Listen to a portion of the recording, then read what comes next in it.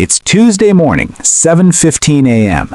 You're at the grocery store before work because you ran out of coffee, and you're standing there staring at the price tag. $8 for coffee. The same bag that was, what, $5 2 years ago? Maybe $6?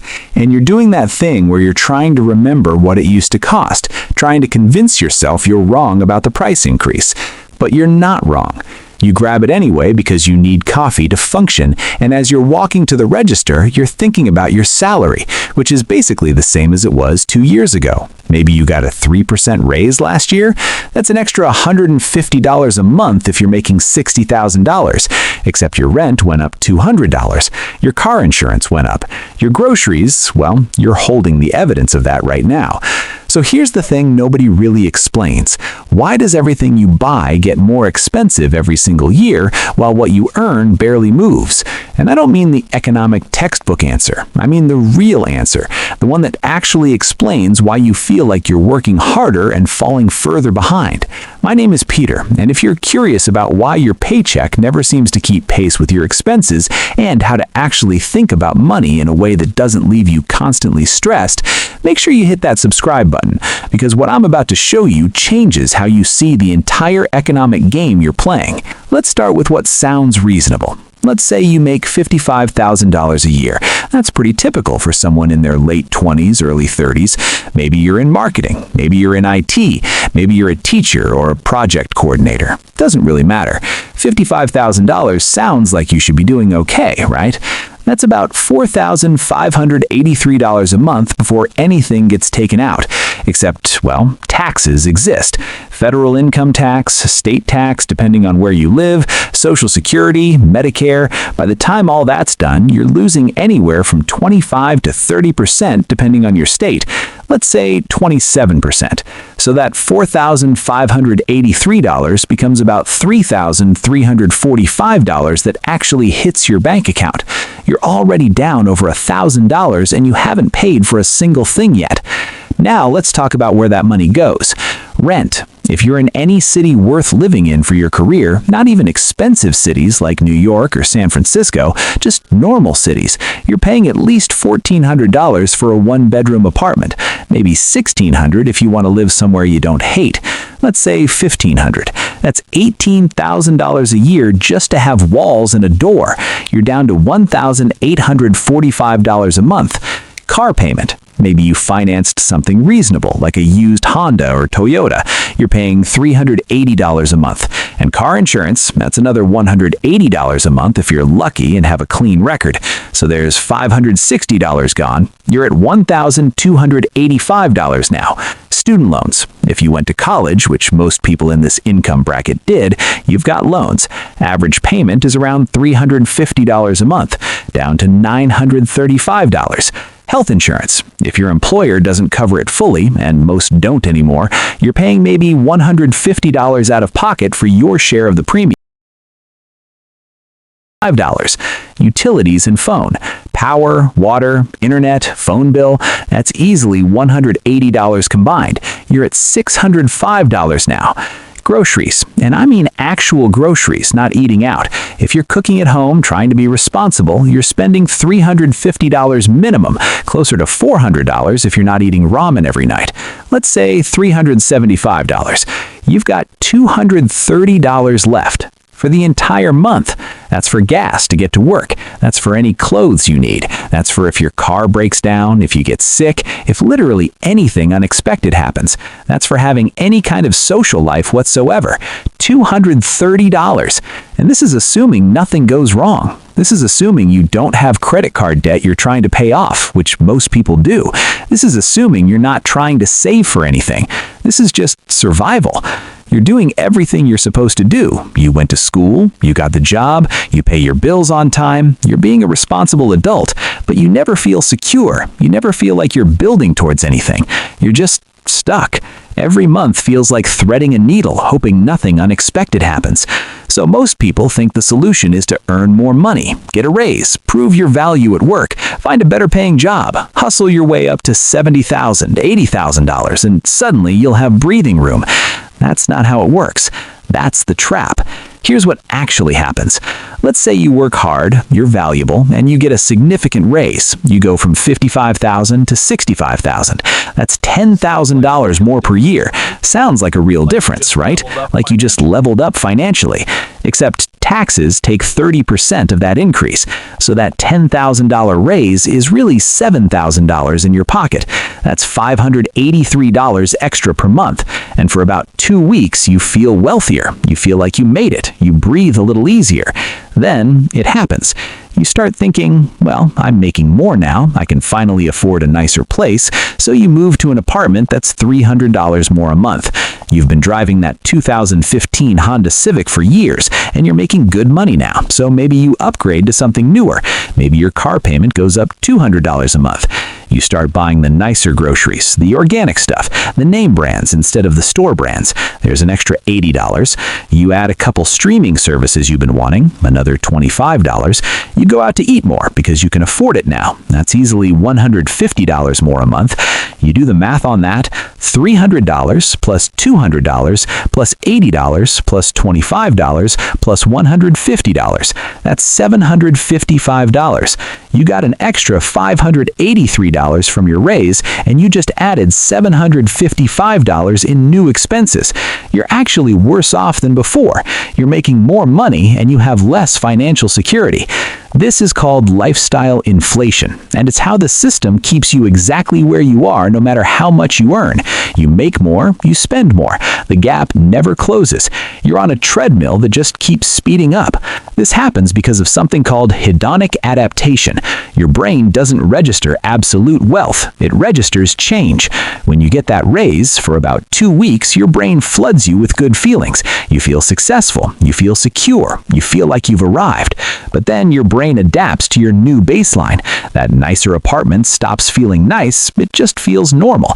The better car stops being exciting. It's just your car now. And suddenly you need something more to get that feeling of success back. It's the same mechanism that happens with anything pleasurable. You buy a new phone, it's amazing for a week, then it's just your phone. You get used to it. You adapt. The pleasure fades to neutral. So here's what happens psychologically. You get the raise, you upgrade your life, you adapt to the upgrade. Now that upgrade is your new normal, your new baseline. You're not any happier, you're not any more secure, you're just spending more to feel exactly the same way you felt before.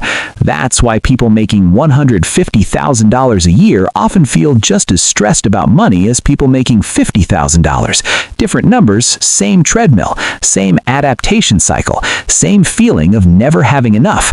Your brain is literally designed to keep you stuck in this pattern. It's not a moral failing, it's not weakness, it's just how human psychology works. We adjust to whatever we have, then we want more. That's the mechanism. So let's run the actual math on what this costs you. Remember that raise, that extra $583 a month? If instead of upgrading your lifestyle, you had kept living on $55,000 and saved that difference, here's what happens. After 5 years, you'd have about $35,000 saved, maybe $40,000 if you invested it and got modest returns. After 10 years, you're looking at around $95,000, maybe more. That's not speculation. That's not assuming you get rich from crypto or day trading or starting some side business. That's just basic compound math. That's what happens when you take $583 a month and don't spend it. That's a house down payment. That's your kid's college fund. That's retiring 5 years earlier than you thought you could. That's the difference between having options and having none. But here's what that actually feels like in real life. You're lying in bed at 2 a.m. You can't sleep because you're running scenarios. What if your car dies tomorrow? What if you lose this job? What if you get sick and have to take time off? Your chest feels tight because you know the answer to all those questions. You're screwed. You've got maybe $2,000 in savings if you're lucky. One major problem and you're drowning. Meanwhile, someone making the exact same $65,000 who didn't upgrade their lifestyle when they got the raise, they're sleeping. Not because they're making more money, they're making the same amount you are, but because they know that if their car dies tomorrow, they're fine. They've got $15,000 in savings. They've got options. They've got time to figure it out. They're not invincible, but they're not one bad week away from disaster. That's what lifestyle inflation actually costs you. Not just money, peace. Actual peace.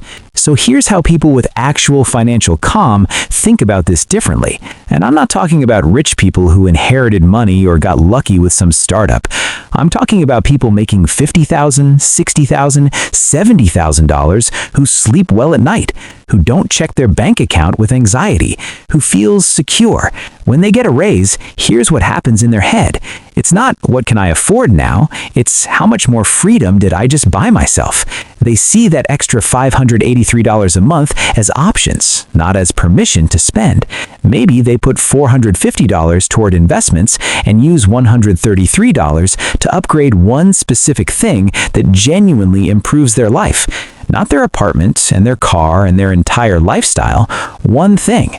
Maybe they finally get that gym membership they've been wanting, or they upgrade their mattress because they've been sleeping on garbage for 3 years. One thing that matters. When they're at the grocery store, they're not doing mental math about whether they can afford the coffee. They already know they can because they built a buffer months ago. They're doing different math. They're asking, is this actually worth it to me, or am I just buying it because I can? That's a completely different question. When they look at their paycheck hitting their account, they're not thinking, okay, how do I make this stretch until next Friday? They're thinking, how do I make this work for me for the next decade? Time horizon. That's the difference. Here's another thing. While most people see income as permission to spend more, they see income as permission to breathe. While most people upgrade their lifestyle with every raise, they upgrade their freedom instead. While most people try to look successful to their friends and family, they try to become secure for themselves. It's a completely different orientation to money. It's not about deprivation. It's not about eating ramen and never doing anything fun. It's about being intentional. It's about asking, what am I actually buying with this money? Stuff that makes me look good, or security that makes me sleep well? And this doesn't make you wealthy overnight. It doesn't solve every problem. It's not magic. But here's what actually changes. You stop checking your bank account with that low-level anxiety. You just stop. Because you know what's in there, and you know it's enough for whatever normal life throws at you. You start saying no to things that don't serve you instead of saying yes to everything because you need the money. You decline that side gig that pays okay but makes you miserable. You walk away from that job that's toxic even though the salary's decent, because you have time to find something better. You've got a runway. You make decisions based on what's actually right for you, not on what you can afford this month. That's a completely different life. That's what freedom actually looks like. Now, let me be really clear about something.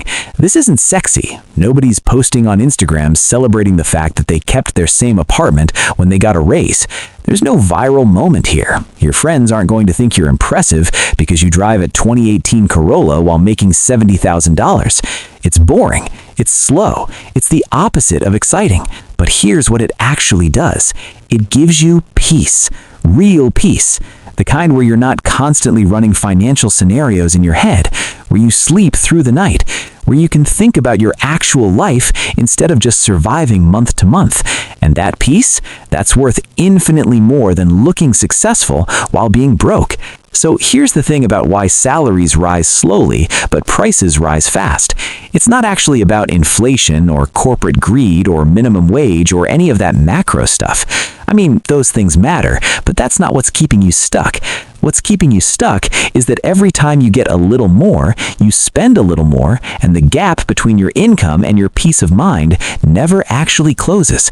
Most people spend their entire lives trying to earn their way to security, but earning more doesn't create security if you just upgrade your life to match.